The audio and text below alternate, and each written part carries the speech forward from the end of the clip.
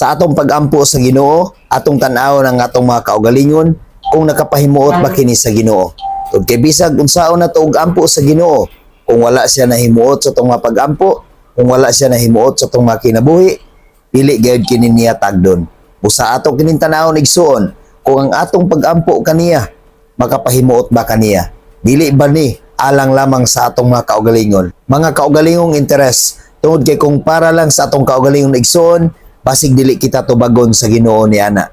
Basin dili tagdon sa Ginoo ang atong mga pag-ampo. Mao sa atong pag-ampo igsuon, ato gayong i-check ang atong mga kinabuhi.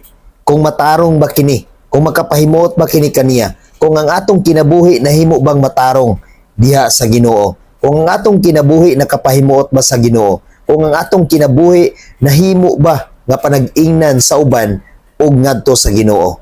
Panultihon 15 bersikulo 29. Patalinghugan sa Ginoo ang pag-ampo sa mga matarong, apan dili niya tagdon ang pag-ampo sa dautan.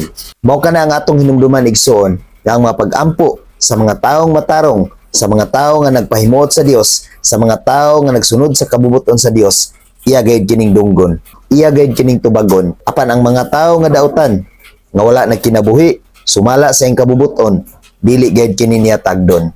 Busa igsoon kung gusto ka na tubagon sa Dios ang imong mga pag-ampo, pag kinabuhi subay sa iyang kabubuton, pag kinabuhi nga makapahimuot ngadto kaniya. Ug sa atong pag-ampo igsoon, kinahanglan nga mahimaya ang Dios.